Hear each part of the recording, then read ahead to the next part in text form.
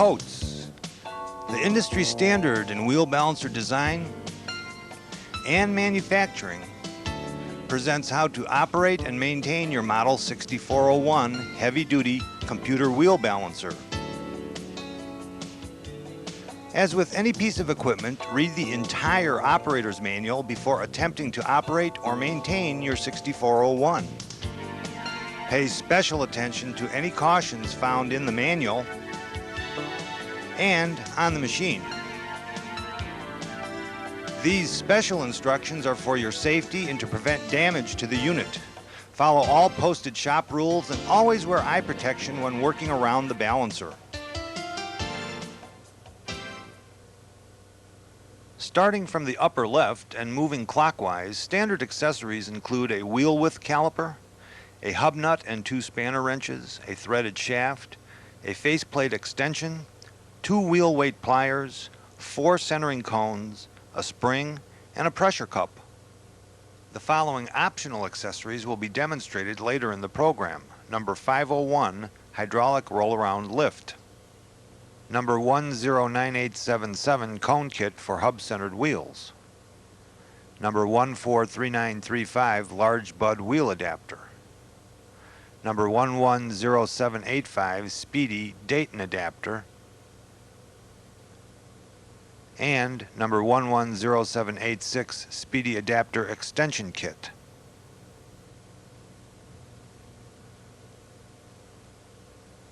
Number 111530 truck adapter kit.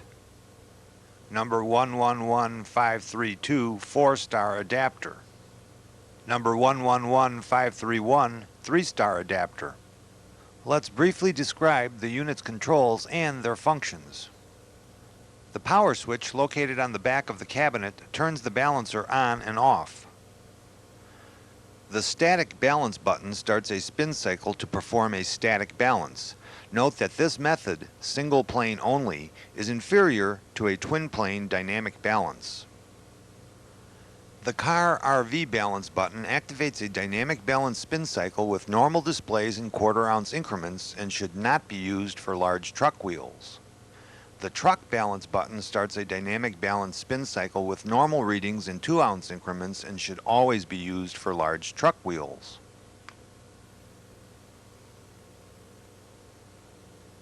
The inner and outer weight displays show the amount of weight required for their respective positions. The inner and outer position displays will flash to indicate the point to attach the weight to the wheel at top dead center for their respective sides. The distance gauge is used to measure the wheel offset from the balancer. The wheel offset knob is used to enter dimension A, measured with the distance gauge. The caliper is used to measure the wheel width. The wheel width knob is used to enter dimension W, measured with the caliper. The wheel diameter knob is used to enter dimension D. The wheel diameter is found on the tire sidewall or the rim. Note that the graphic on this knob scale reminds you to use the appropriate start button, car, RV, or truck, dependent on the wheel diameter size. Depressing the emergency stop button immediately halts a spin cycle. The balancing procedure for most wheels is basically the same. The first activity is to properly mount the wheel. Next, you will be shown the wheel mounting options. Which method to use is determined by the size and design of the wheel. The back cone method is especially recommended for steel wheels whose center hole is stamped from the inside outward. Inspect the wheel to be sure it is not damaged and that the contact surfaces used in mounting are free of nicks, burrs, and debris. Service as necessary. Select the cone that best fits the wheel's center hole. Place the spring over the threaded arbor with the large end inside the faceplate. The spring must be used on all back cone mountings.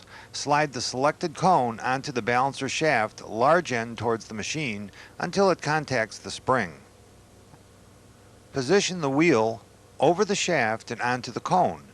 Slide the pressure cup onto the shaft with the large end towards the wheel. If needed, use an extra cone as a spacer between the pressure cup and the hub nut. Thread the hub nut onto the shaft and tighten it with the hub nut wrench. The wheel must be forced firmly against the faceplate. If it isn't, try a different mounting method. Remember, the hub nut must engage threads for at least 4 full turns.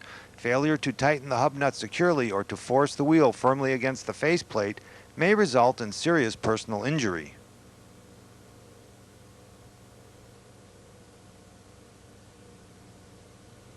After inspecting and preparing the wheel as shown earlier, select the cone that best fits the center hole of the wheel. Place the wheel onto the shaft. Slide the selected cone onto the shaft with the small end against the wheel. Lift the wheel and place it on the cone. Install an extra cone as a spacer if necessary. Install the hub nut and tighten it with the hub nut wrench. Remember, the hub nut must engage threads for at least 4 full turns. Failure to tighten the hub nut securely or to force the wheel firmly against the faceplate may result in serious personal injury.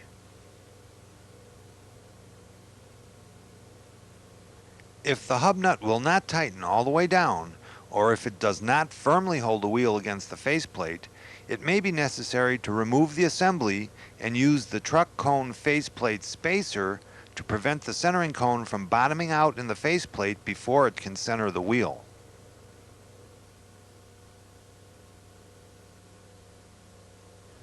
Mounting hub-centered wheels with larger center holes is similar to what you just saw. Install the faceplate adapter. Then the wheel. Next, install the centering cone. This is another front cone mounting. Use spacers as necessary and install the hub nut.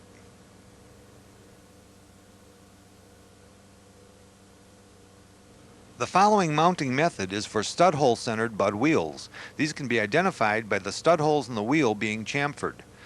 The first procedure for using this adapter is recommended for fleet service balancing one size wheel. Measure the diameter of the stud hole circle, center of hole to center of hole. Use the dimension of the stud circle to find the matching hole pattern on the adapter. Install the threaded studs from the back of the adapter using a 5/16 inch Allen wrench. Leave enough threads to securely fasten the hex nuts. Hold the studs with the Allen wrench as you tighten the nuts.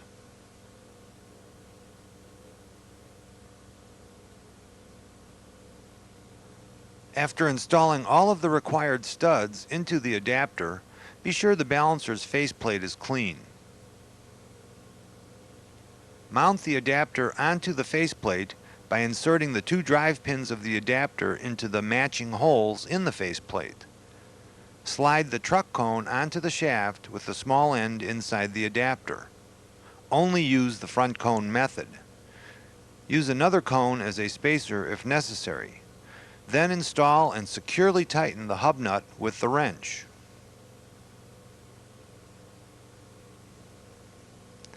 The adapter must be forced firmly against the faceplate.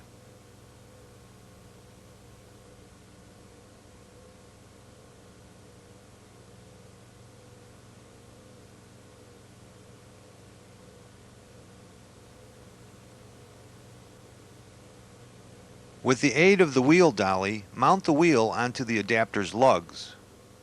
Install the wing nuts. The wing nuts must engage threads for at least 6 full turns. Failure to securely tighten the wing nuts or the hub nut may result in serious personal injury. An alternate method to save time when servicing a variety of wheel sizes with this adapter is to securely install the adapter studs into the wing nuts instead of the plate. Install the adapter onto the balancer as shown previously. Position the wheel and install the wing nut stud assemblies into the matching holes in the adapter. Remember, failure to securely tighten the wing nuts may result in personal injury. To use this optional adapter to mount stud hole centered bud wheels, slip it onto the balancer shaft and remove the mounting plate for center hole piloted wheels. Securely attach the adapter to the balancer's faceplate with the provided cap screws.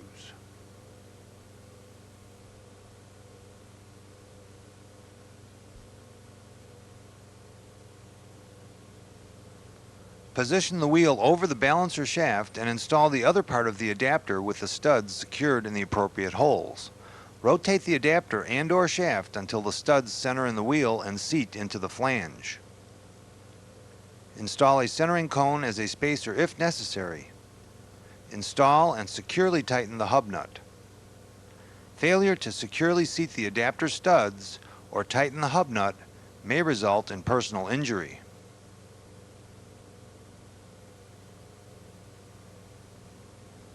Without the wheel, it is easier to see the mating and seating action of the adapter components.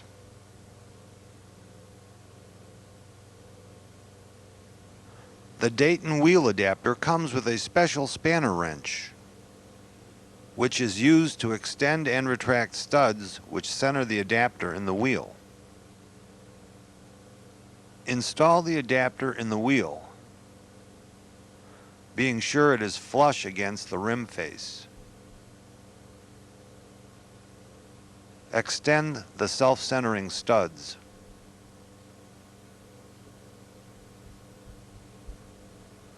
Position and hand tighten all 3 locking clamps.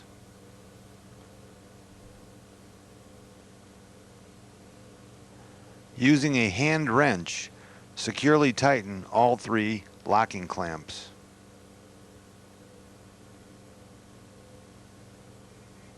Mount the wheel on the balancer using the appropriate centering cone. Use a second cone as a spacer if necessary. Install the hub nut.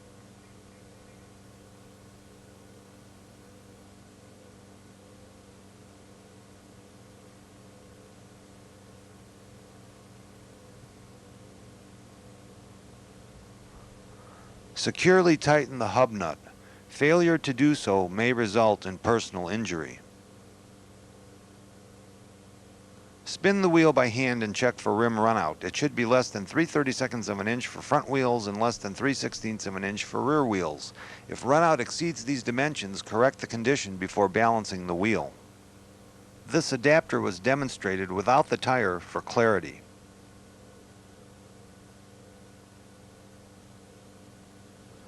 After the wheel has been properly mounted, remove any debris stuck in the tire treads and remove all old wheel weights.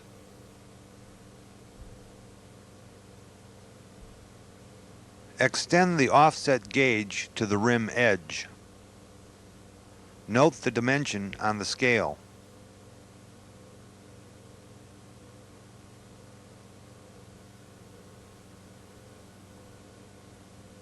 Set this dimension on the offset knob. Use the caliper to measure wheel width. Note the reading on the caliper scale. Set this dimension on the wheel width knob. Note the wheel diameter as specified on the tire sidewall. Set this dimension on the wheel diameter knob.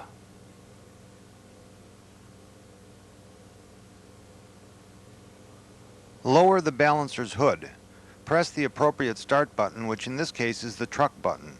Note that pressing and holding any start button will put the balancer in fine mode for that spin. This should only be done for extraordinary conditions.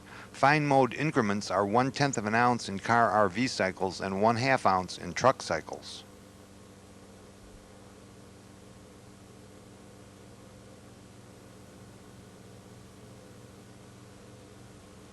After the balancer cycles and the wheel brakes to a stop, raise the hood. Refer to the outer weight display for the correct amount and select the appropriate style beta weight for the rim design. Rotate the wheel until the outer position indicator lights begin to flash on the right side of the control panel. Attach the selected weight at top dead center of the outside of the rim.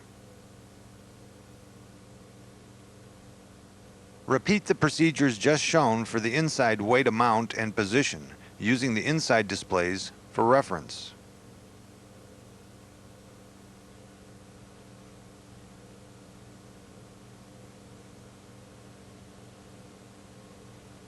Lower the hood and perform a check spin.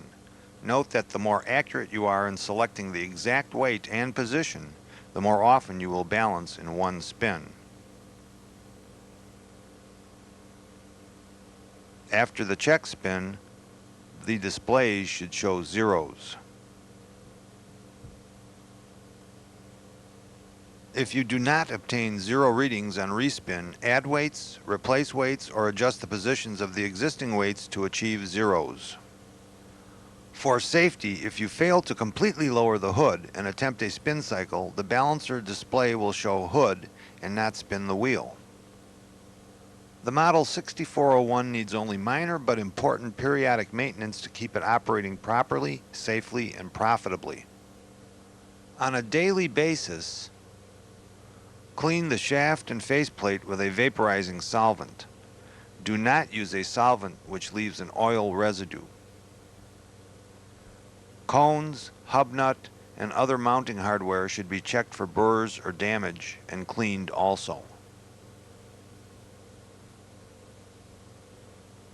On a monthly basis, clean the entire machine. Never use compressed air or a water hose to clean any part of your balancer. Remove all used weights, tools, and parts which may be under or leaning against the balancer. Perform the calibration check procedure as shown later in this program. Make adjustments only if required. On an annual basis, have Coates authorized service personnel clean the optical sensor and clean the fan motor air inlet. Let's review a few key points. Always pay special attention to any cautions found in the operator's manual. Always use the spring when back cone mounting. Use the flange spacer plate to keep large centering cones from bottoming out before they completely center the wheel. Remove all old wheel weights before attempting to balance a tire. Be sure to always securely tighten the hub nut when mounting. Invest the time to properly maintain the balancer for performance and safety. It is recommended that one experienced balancer operator be designated to perform the monthly calibration check procedure and calibration procedure when necessary. The only purpose of the calibration procedure is to fine-tune the balancer to yield single-spin balancing. Mount a standard domestic 16.5 by 8 1/4 wheel with a standard tire using the proper wheel mounting method. Be sure the wheel is not bent or misaligned and that the center hole is free of nicks and burrs. Throughout the entire calibration check procedure, use and keep the car RV button depressed during each spin cycle. This is the fine balance mode, which allows the balancer to display in 1/10 of an ounce increments.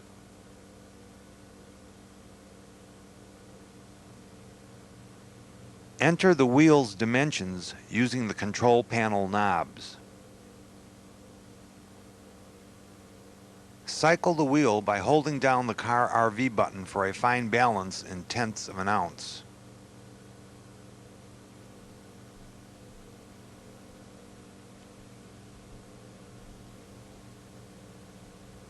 Note that modeling clay is a convenient aid to use in fine balancing a test wheel.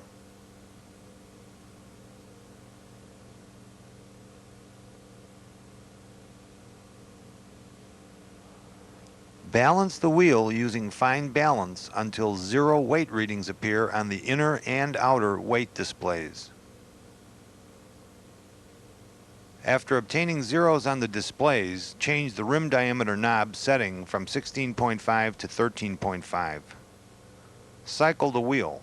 If zeros are not obtained on the fine balance cycle at the 13.5 diameter setting, balance the wheel until zeros are displayed. Return the rim diameter setting to 16.5. Install an 8-ounce test weight on the outer rim. Cycle the balancer.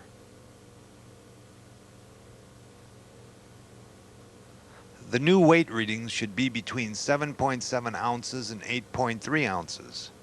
Weight readings on the inner display should be 0.5 ounces or less. This results from interference between the two balancing planes. In this case, they are not, so the balancer will have to be calibrated. Rotate the wheel so that the center position lights on the outer position indicator come on. With the lights blinking, the test weight should be at precisely the 6 o'clock position. If position calibration is required, contact an authorized service depot. Repeat the procedure using the 8-ounce test weight on the inner rim.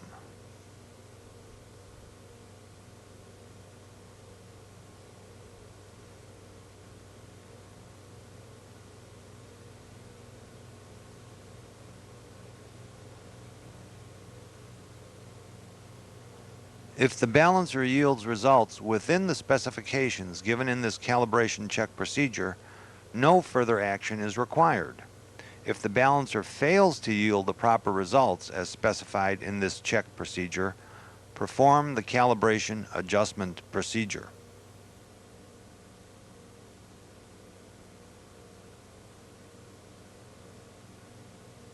Note that for accurate calibration over a wide range of wheel sizes, make sure when calibrating to set the A and W dimensions very accurately. Pay particular attention to the W dimension. For calibration purposes only, add 1/2 inch to the W dimension. This procedure should only be performed if the balancer does not meet the specifications required during the calibration check procedure. Therefore, as shown in the calibration check procedure, the test wheel should already be mounted and balanced down to 0 in the fine mode at both the 16.5 and 13.5 wheel diameter settings, and the wheel diameter should be currently at 16.5. So the next action is to remove the 8-ounce test weight from the inner rim. Also, add 1/2 inch to the W dimension if this balancer is used to balance a wide variety of wheel sizes. Enter the high accuracy mode by pressing either the car RV or the truck button 3 times quickly in succession. Hold it the 3rd time until the display flashes high acc. This shows that the high accuracy mode is operative. The high accuracy mode displays 0.02 ounce increments when the car RV button is held down, or 0.10 ounce increments when the truck button is held down during the spin cycle. Remove the 4 screws retaining the display board shroud.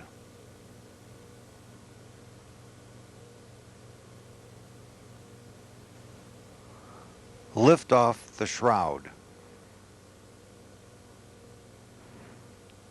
Attach an 8-ounce test weight to the outer rim.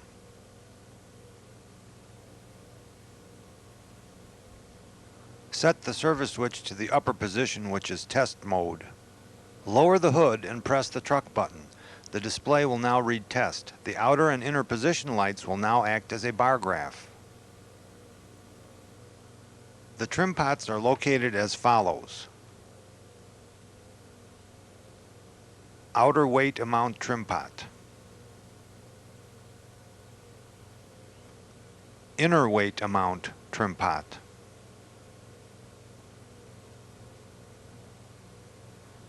Gain trim pot.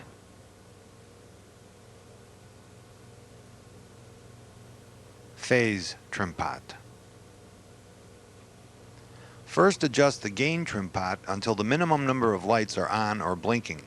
Then alternately adjust the gain and phase trim pots until ideally all the lights are off. If that is not possible, adjust until the minimum number of lights are on or blinking. Set the service switch to the bottom position, which is normal mode. Remove the test weight.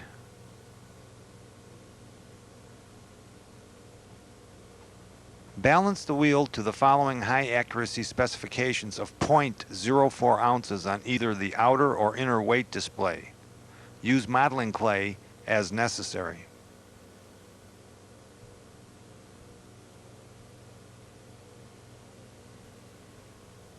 Install an 8-ounce test weight on the outer rim. Set the service switch to the upper position, which is test mode. Press the car RV button. The display will now read test. The outer and inner position lights will now act as a bar graph. As shown earlier, first adjust the gain trim pot until the minimum number of lights are on or blinking. Then alternately adjust the gain and phase trim pots until ideally all the lights are off. If that is not possible, adjust until the minimum number of lights are on or blinking. Set the service switch to the center position, which is non-stop mode. Press the truck button. The wheel will come to speed but not go into the braking mode. Adjust the outer weight trim pot until the outer weight display reads 8 ounces. After each adjustment, press and hold the truck button until a new reading appears on the display. The inner weight reading should be 0.40 ounces or less.